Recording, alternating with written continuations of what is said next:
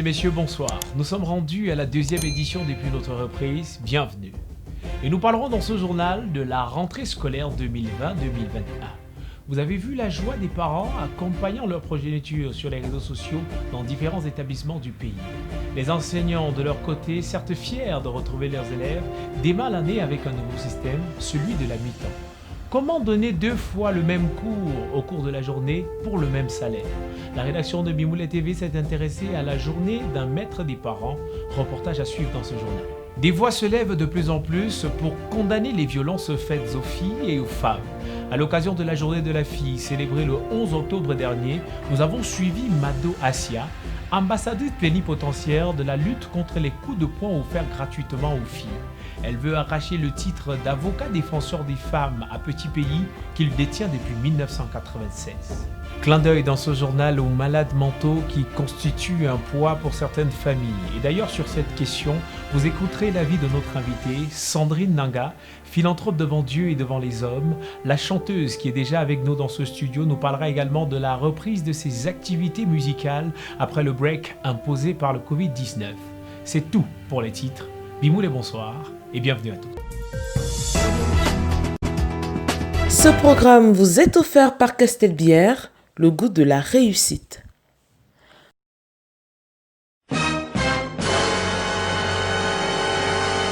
Une fois de plus, bonsoir. Ce 5 octobre, des milliers de Camerounais ont repris le chemin de l'école. L'on a pu observer une joie chez les parents qui n'ont pas hésité à afficher leur progéniture sur les réseaux sociaux. Une joie qui contraste tout de même avec la contrainte vécue par certains enseignants.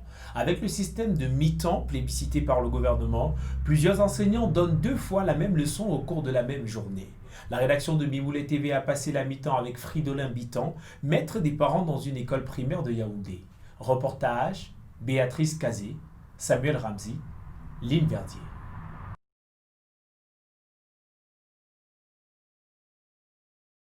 C'est la mi-temps. Monsieur Bitan vient de dire au revoir à ses élèves. Du moins, ceux de la matinée, il faut qu'ils filent se préparer pour la reprise. En dehors du petit Bobo qui a pleuré en journée là, parce qu'il a commencé à pleurer en fonction où il y a un nouveau livre là. C'est comme si c'est le livre de sciences. Où il a commencé à apprendre comment papa et maman font les choses. C'est écrit dans le livre là. Depuis qu'ils ont lu le livre là, ils regardent la maîtresse du cours élémentaire 2. Il la regarde. S'il n'était pas petit, c'est que peut-être là j'ai enseigné la maîtresse là. Moi, j'ai seulement regardé le livre comme ça. Et dit que, hey, Bobo, et Nina aussi. Nina qui est arrivée, ses parents lui ont expliqué le type de livre de sciences que Etamé était monté, descendu avec les trucs là. Du coup, maintenant qu'on parle n'importe quoi, grâce, elle vomit seulement. Elle vomit, je lui demande, elle dit que c'est Etamé, que ses parents lui ont montré dans le livre. Que Etamé a eu les ruptures de sphincter, il est allé dans l'hôtel avec les instituts hôteliers et quelqu'un l'a pris, il a quoi son derrière. Moi j'ai dit que les enfants, si je comprends pas, mais n'importe comment ils veulent gérer, je vais gérer ça, ça va aller. Moi je sais que je peux maîtriser ces enfants. Vous les voyez comme ça, ils sont les têtus, hein. Ils sont les têtus. Monsieur Bitan n'a pas le temps et l'argent pour regagner son domicile. Le maître de parents passe sa pause ici, entre plantain grillé et safou. Tu vas mettre des plantains là combien? Plantain c'est 500, les plus 300.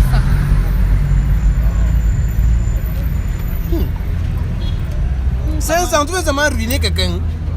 Oui, un plantain. Les plantains sont chers au marché. Non, il veut prendre le plantain à 50. Les prunes, il prend aussi 50. Bon, peut-être 150, un plantain, une prune. Tu vas voir comment. Le salaire, ça c'est la fin du mois. C'est pour ça que tu vois, je suis ici comme ça là. Et bientôt là, je vais aller faire le truc à la pause. Non, ça peut parler. Le plantain c'est au moins 250. Ceci n'est pas bien cuit. Donne-moi ce qui est cuit. C'est ça.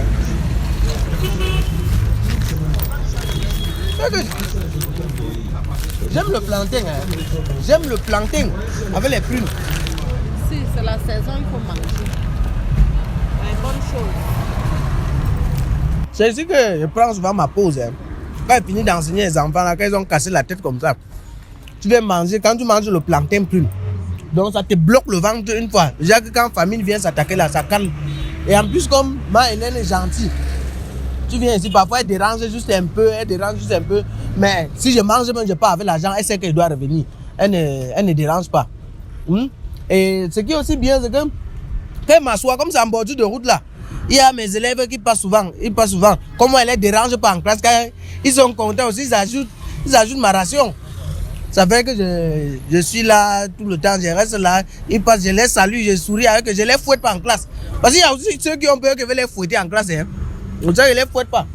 Vous êtes maître des élèves. Est-ce que vous allez avoir une augmentation parce que la charge du travail a augmenté? Oh! L'an passé, quelqu'un enseignait une fois la même journée. Je finissais moi à midi. On me donnait 36 000. Et il y a une nouvelle loi qui est venue qu'on va enseigner maintenant 2 fois par jour. Puis il y a même 36 000. Et regardez l'embouteillage comme il y a l'embouteillage partout. C'est la fin du mois, les fonctionnaires, ils ont touché un peu. Donc, ça fait qu'ils ont l'argent pour mettre le carburant dans leur voiture. Ils vont mettre le plein maintenant.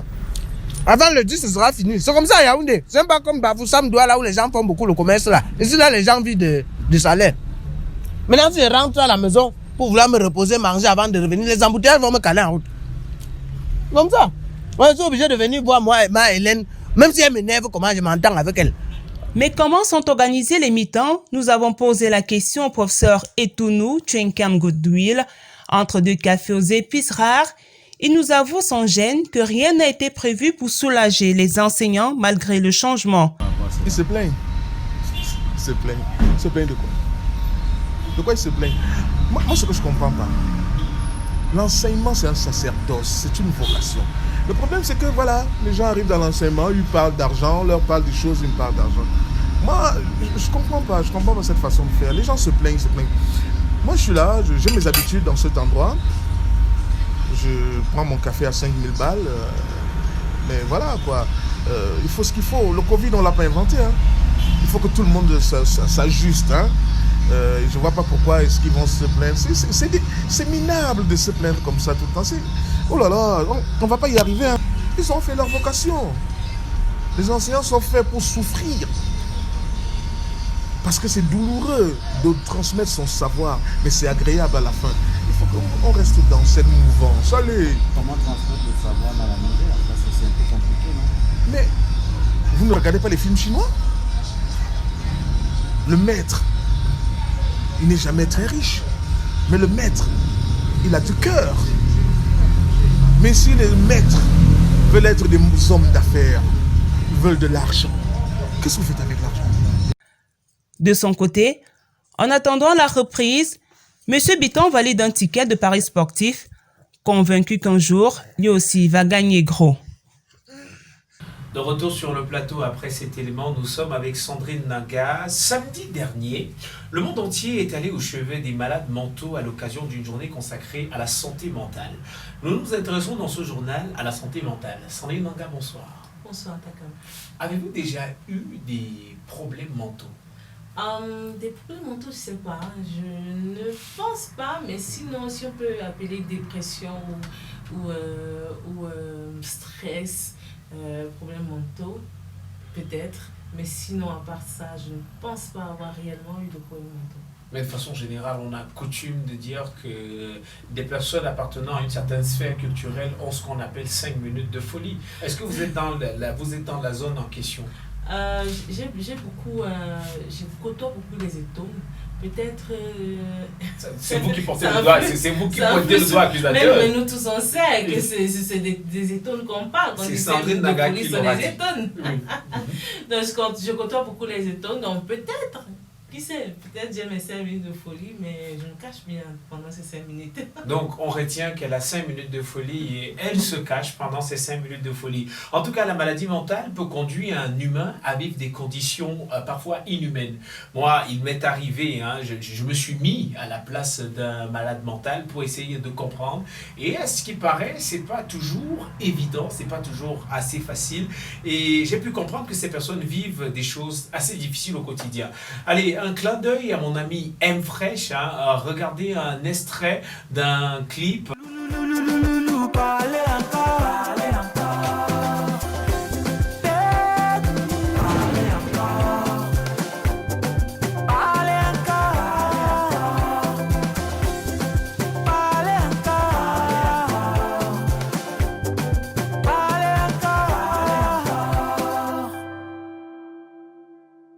Sandrine Nanga, dites-nous, quelle est la scène la plus folle que vous avez été amenée à faire dans les tournages, des clips ou peut-être dans la vie réelle, hein, on ne sait jamais.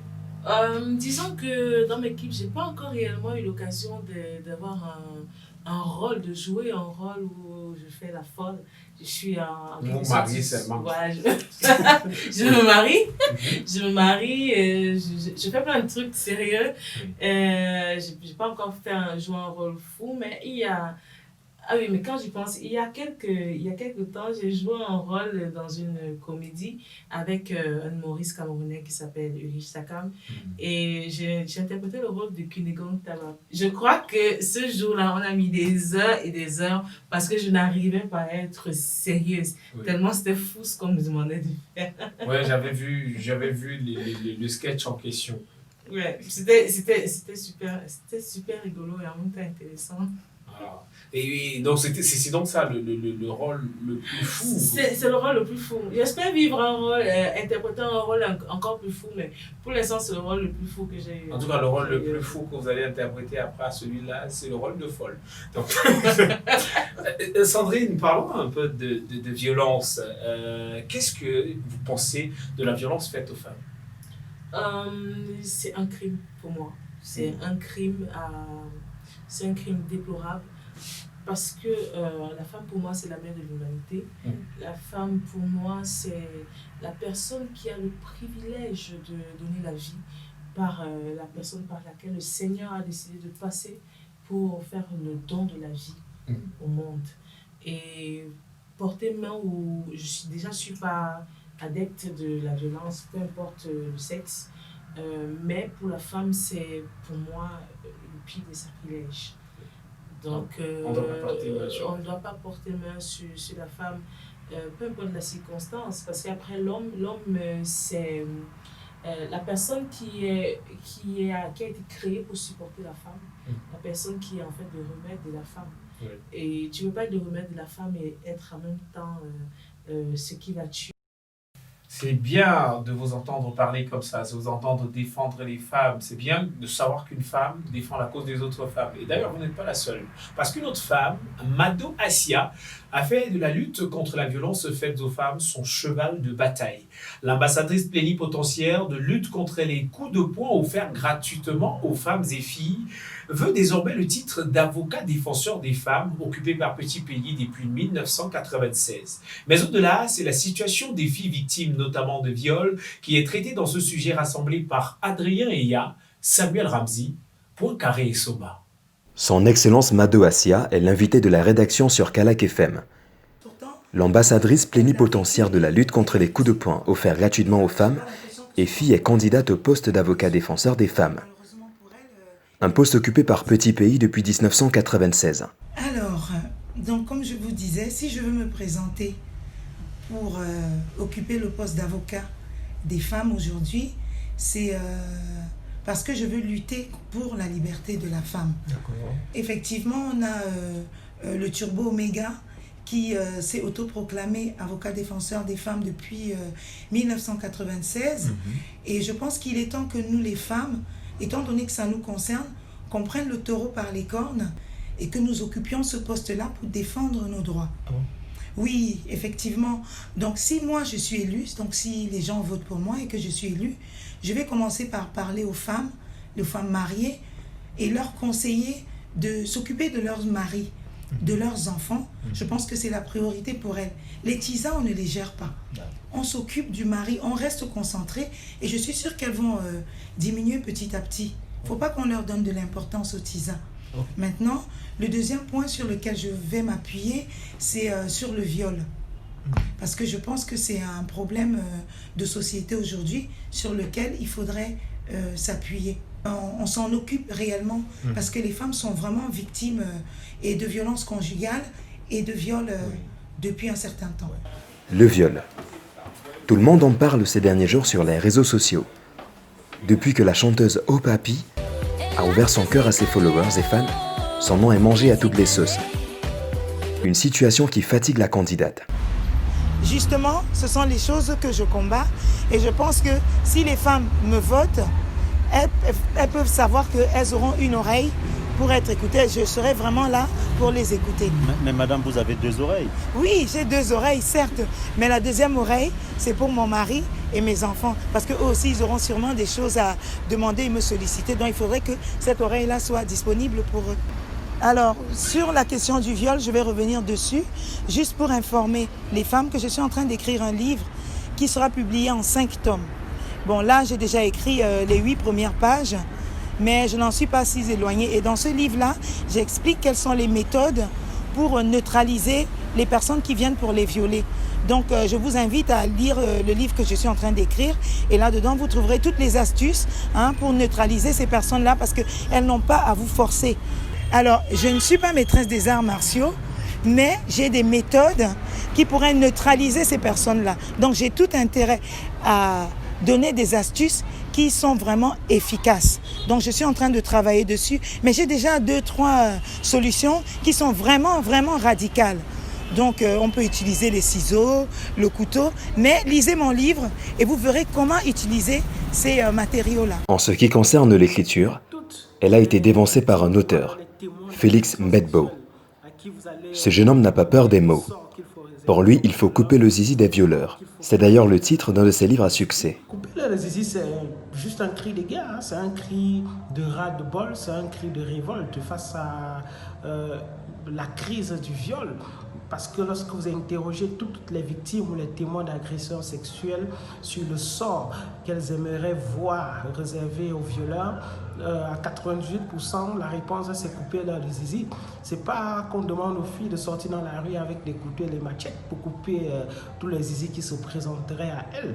C'est juste pour dire que si c'était vraiment possible, les choses pourraient aller mieux. Parce que si les violeurs savaient une seule seconde qu'ils auraient en face d'eux ce type de réaction violente face à la violence qu'ils essaient eux-mêmes d'administrer, je crois qu'on aurait de moins en moins de cas de viol. Donc, couper leur zizi, si ça peut faire peur aux violeurs, alors disons-le et faisons-les reculer. Nous avons rencontré notre spécialiste des questions qui ont déjà des réponses, le professeur Eugène Takamanos. Pour ce chercheur de l'art, il y a plusieurs techniques pour décourager les violeurs. Alors, le véritable problème, c'est quoi? C'est qu'on ne m'écoute pas dans ce pays. Parce que si on m'écoutait et qu'on appliquait par exemple la tactique du mimbang chauffant, on aurait déjà considérablement réduit les dégâts. Il y en a qui vont se demander c'est quoi la tactique du mimbang chauffant. Je vous explique. La tactique du mimbang chauffant consiste juste à faire asseoir le violeur, la bourse pendante sur une marmite chauffante. Après 10 minutes, il comprendra tout seul. Et donc, il y a une autre approche scientifique, il y a une autre méthodologie qui consiste, il s'agit de la tactique du zizi brûlé. Alors, la tactique du zizi brûlé consiste à quoi?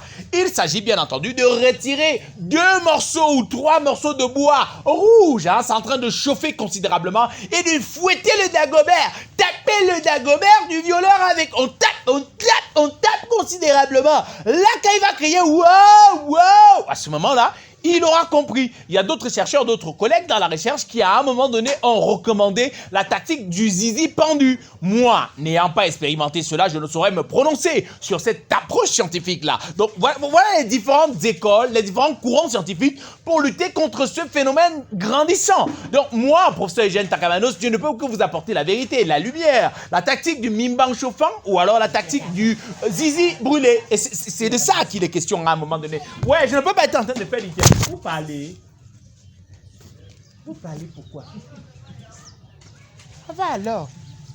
Il parle sur mes choses. Sandrine, votre collègue Daphné a récemment raconté le traumatisme qu'elle vit depuis quelques années, la conséquence d'un viol dont elle a été victime. Est-ce que vous la soutenez? En tant que femme, je condamne fortement toute forme de violence. Et comme je disais tout à l'heure, c'est pour moi un sacrilège de ce genre d'acte envers une femme, la mère de l'humanité. Je continue de dire que c'est la mère de l'humanité et elle ne mérite pas ça. Elle ne mérite pas ça. Aucune femme ne mérite de vivre le traumatisme d'un viol. Surtout quand on sait que tu n'as jamais connu, quand on sait que tu es encore dans ton étape de virginité. Tu ne peux pas, pour moi, c'est condamnable. C'est une véritablement douleur condamnable. difficile à surmonter. C'est une douleur et un traumatisme difficile à traverser. Ce n'est pas que Daphné, parce que j'en connais. Je connais d'autres personnes qui ont traversé des moments difficiles après avoir vécu ce genre d'acte. Et pour moi, ça ne devrait même pas exister. En tout cas, il n'y a pas que Sandrine Nanga qui condamne la violence faite aux femmes. C'est carrément toute la rédaction de Mimoulé TV qui condamne la violence faite aux femmes. Nous allons plus ou moins refermer cet entretien avec l'introduction. Introduction, justement, c'est ainsi que s'intitule le projet sur lequel vous bossez actuellement pour novembre prochain. De quoi est-il question concrètement? Voilà, ça fait quoi déjà 2 ou 3 années que je me suis lancée dans une carrière en solo et je n'ai pour ma part pas encore montré le 1% de ce que je peux montrer. Je n'ai pas encore donné le 1% de ce que je peux donner. Je n'ai pas encore partagé le 1% de ce que je pourrais partager. J'ai envie de le faire. Ouais. Je pense que c'est le moment pour moi de me présenter. Je pense que c'est le moment pour moi d'introduce myself au public camerounais et au public du monde entier. Donc, en clair, vous vous êtes moqué de tous les Camerounais. Donc, en fait, oui, non, j'ai envie de vous le dire. Non, je ne me suis pas moqué. Non, permettez que je m'explique. Vous êtes une hypocrite. Vous êtes égoïste, égocentrique même à la limite. Pourquoi? Je m'explique. Pendant le confinement, pendant que nous, on s'ennuyait à la maison, qu'est-ce que toi, tu faisais? Tu rédigeais ton album. Ça, c'est de la méchanceté. Et le corona terminé, bam, l'album, il est sorti. Ouais, pourquoi cette méchanceté? C'est pas vraiment une méchanceté. C'est pas vraiment une méchanceté. Enfin, du moins. On voit que vous êtes méchante. J'ai pas voulu être méchante dans tous les cas. Ouais. J'ai pas voulu, c'était pas intentionnel. Parce que mon album, je travaille dessus depuis. Le coronavirus? Peut-être, hein, qui sait? On ne sait jamais, parce que vous savez, c'est une aubaine pour moi, c'est une chance parce que j'ai l'opportunité de passer les plus beaux moments, les premiers jours de mon enfant, dans le calme, sans le stress du voyage, du spectacle et tout à 5h du matin. Et j'ai eu la chance d'avoir un mari fabuleux qui m'a installé un studio à la maison et donc je pouvais travailler à la maison aussi. Donc, qui sait, peut-être le corona est venu pour me permettre de bien épanoui. Mais bon, c'était pas volontaire, je vais le dire, c'était pas volontaire. J'ai voulu bien faire les choses et les étoiles se sont alignées pour me le permettre, c'est tout. En tout cas, je vais inviter la police camerounaise à bien vouloir me décerner une médaille parce que mes enquêtes préliminaires ont permis de connaître les personnes qui sont à l'origine de la Covid-19 au Cameroun, parmi lesquelles Sandrine Nanga. Elle avait un plan bien organisé, à prêter, tout préparé pour son album qui sortira en novembre prochain. Ce sera Introduction. C'est un album de combien de titres? C'est un album de 10 titres. 10 titres. 10 titres. Donc 10 galettes musicales. 10 galettes musicales et que j'espère que le public dégustera avec la plus grosse envie et le plus gros, comment je vais expliquer ça, le sentiment de satisfaction. J'espère que j'aurai ça du public. En tout cas, que vous le vouliez ou pas, vous êtes aujourd'hui un modèle pour un certain nombre de jeunes. Ce programme vous a été offert par Castelbière, le goût de la réussite.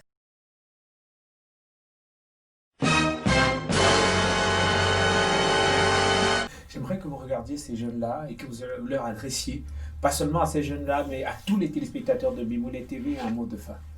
Je vais vous dire comme mon père a eu l'habitude de me dire, n'arrêtez jamais de rêver. N'arrêtez jamais de rêver et rêvez le plus grand possible. Parce que si vous rêvez d'atteindre l'étoile, vous pouvez au moins tomber sur la lune. On ne sait jamais, c'est déjà loin. Donc n'arrêtez jamais de rêver et croyez toujours en vous. D'accord. Sandrine, tu penses que quand tu parles là, ils écoutent? Si tu as même mis les thés ici là-dedans, ils allaient beaucoup plus écouter. Parce que ma voix semble un peu enrouée. Je suis quand même... Moi, sérieusement, ça me gêne souvent ce truc-là. Il y a un mois là, je laisse. Quand on finit souvent les interviews, les gens du coup, ce que je vais faire semblant de boire un thé à l'intérieur. Ouais, non, il y a. Arrête ça. Le mois, il y a un mois là, je laisse là. Merci beaucoup, Takam, pour ce thé. C'est justement, étant donné que je prépare la sortie de mon album, ça aide à réchauffer le corps vocal et ça prépare ma voix Thank you.